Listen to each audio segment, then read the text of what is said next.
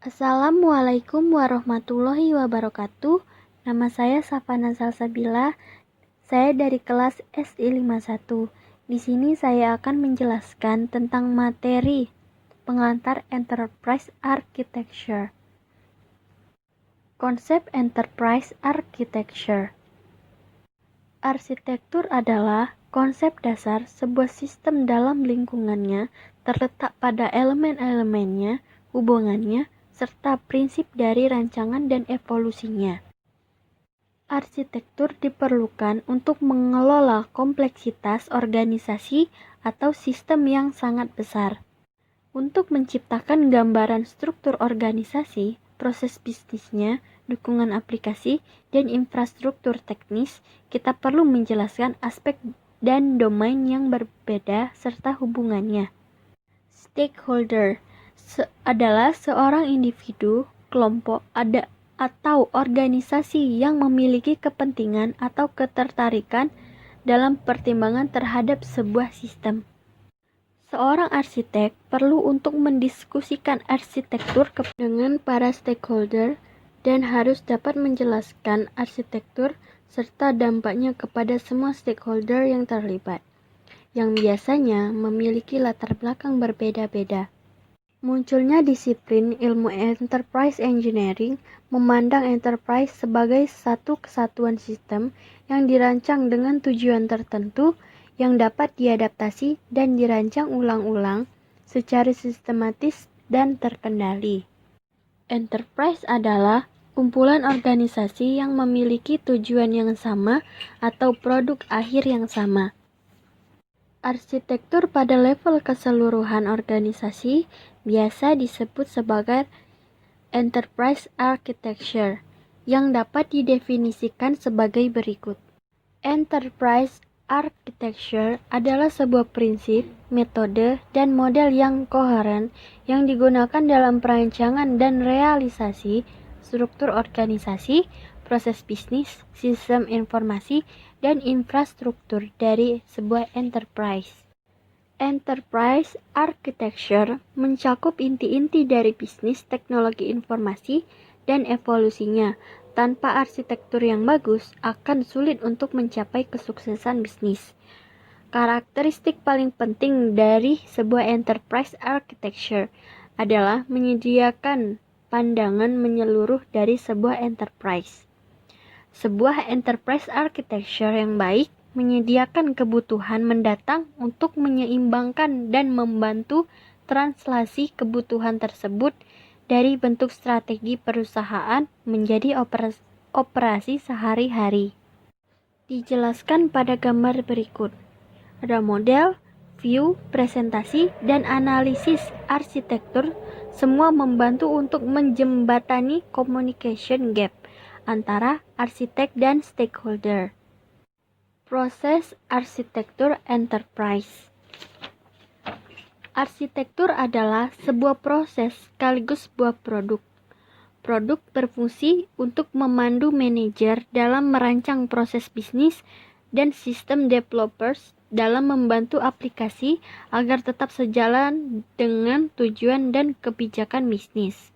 Dampak dari proses adalah lebih dari sekedar membuat produk arsitektur, menjadi kesadaran atau kewaspadaan stakeholder yang berkaitan dengan tujuan dan aliran informasi bisnis akan terlihat. Proses arsitektur terdiri dari langkah-langkah yang membawa ide awal melalui tahapan perancangan dan implementasi menjadi sebuah sistem yang operasional dan akhirnya mengubah serta menggantikan sistem ini. Dalam tahapan proses arsitektur, komunikasi yang jelas dan antara stakeholder menjadi penting. Faktor pendorong arsitektur enterprise. Faktor internal. Penyesuaian bisnis teknologi informasi dianggap sebagai instrumen penting untuk mewujudkan efektivitas organisasi yang dijelaskan pada model penyesuaian strategis oleh Henderson dan Venkatraman, yaitu membedakan antara aspek strategi bisnis dan infrastruktur organisasi di satu sisi dengan strategi dan infrastruktur teknologi informasi di sisi lainnya. Model ini menyediakan 4 sudut pandang dominan yang digunakan untuk mengatasi penyesuaian antara aspek-aspek tersebut. Enterprise Architecture diposisikan dalam konteks pengelolaan enterprise. Pada bagian puncak, misi dari enterprise adalah mengapa ada, visi menyatakan gambaran masa depan, dan nilai-nilai yang dipegang teguh.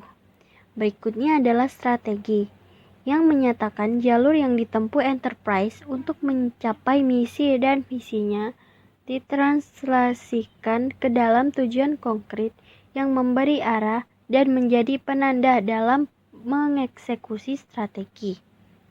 Mentranslasikan tujuan inti menjadi perubahan konkret hingga ke operasi sehari-hari.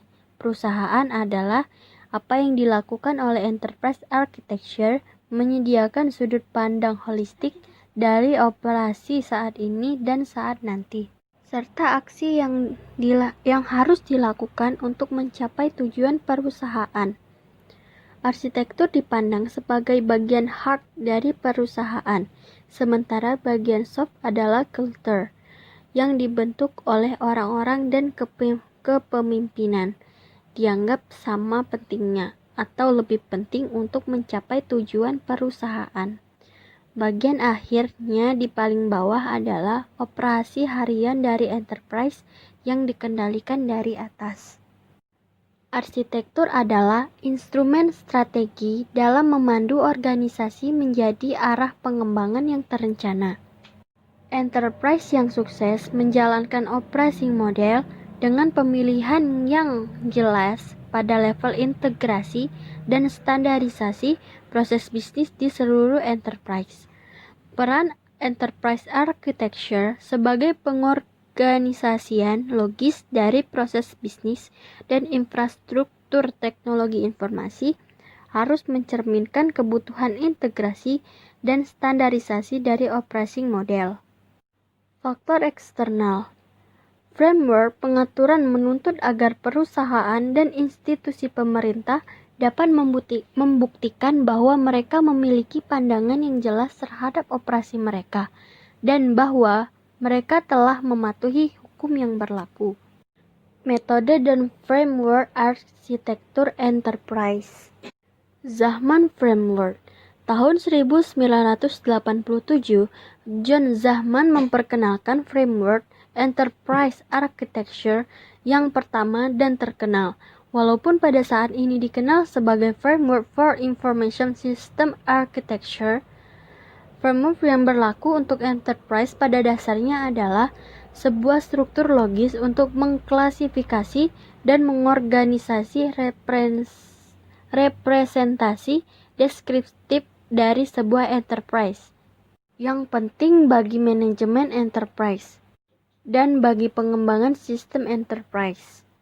Di tabel tersebut, framework dalam bentuk yang paling sederhana menggambarkan rancangan artefak yang menyusun persimpangan antara peran dalam proses perancangan owner, designer, dan builder, dan abstraksi produk yang dihasilkan, materialnya terbuat dari apa, bagaimana proses bekerja, dan di mana posisinya sebuah komponen terhadap lainnya. Pada dasarnya, framework memiliki abstraksi produk lainnya sebagai tambahan terhadap what, how, dan where, yaitu pertanyaan integratif lainnya, who, when, dan why.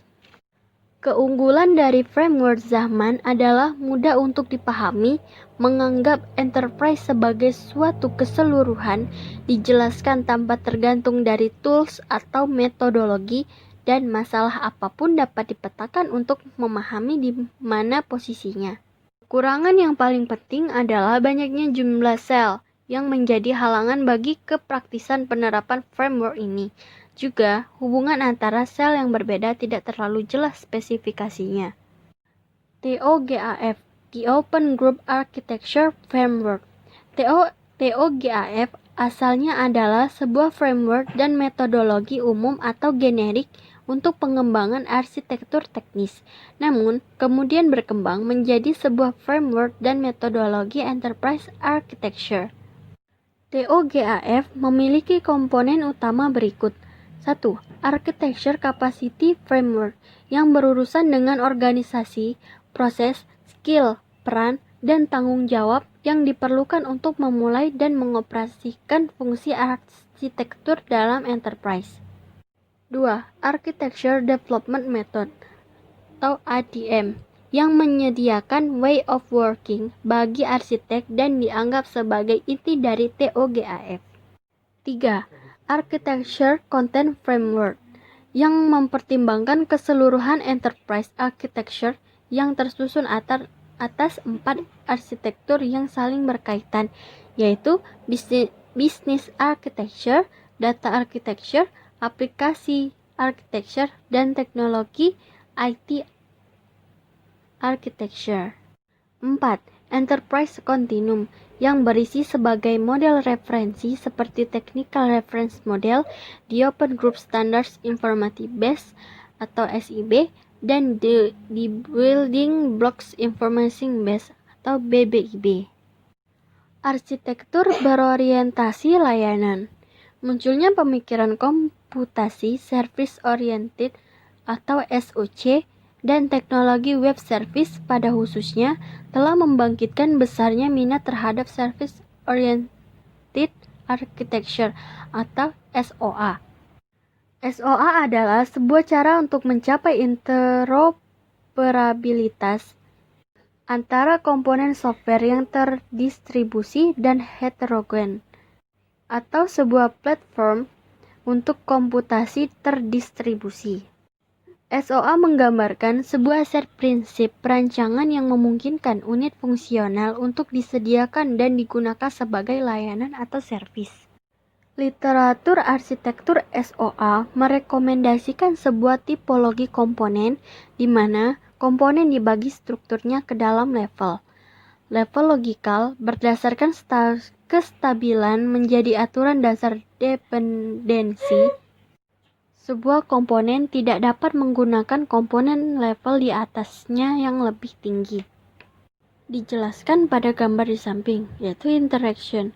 Komponen-komponen yang mengelola dialog antara sistem dengan aktor eksternal, khususnya mereka mengatur graphical user interface dan menjaga user session. Proses komponen-komponen yang mengatur otomasi proses bisnis yaitu urutan kerja, koneksi ke servis, dan manajemen event. Ini adalah area BPM dengan teknik dan tools khusus atau BPMS, bahasa deskripsi atau BPMN, atau supervisi atau BPAM. BAM. Function adalah komponen-komponen yang memainkan peran perantara antara komponen proses dan komponen entity dengan mengatur beberapa proses bisnis tertentu. Entity yaitu komponen-komponen yang terfokus pada entity bisnis kunci dari sistem, misalnya klien, kontrak, atau order.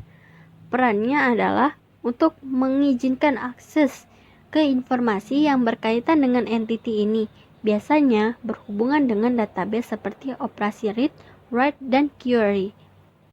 Komponen entity juga dapat berhubungan dengan masalah berkaitan dengan distribusi dan duplikasi repositori terkait. Utility yaitu komponen-komponen yang menyediakan servis lintas organisasi yang relatif independen dari bisnis enterprise seperti directories, messaging, atau electronic publishing. Komponen-komponen ini biasanya stabil dan diimplementasikan melalui penggunaan paket software low risk. Public yaitu komponen-komponen yang didedikasikan kepada servis yang dapat diakses dari luar sistem informasi, maksudnya B2B dan partner. Sekian penjelasan dari saya. Semoga kita semua mendapatkan ilmu yang bermanfaat dan barokah. Wassalamualaikum warahmatullahi wabarakatuh.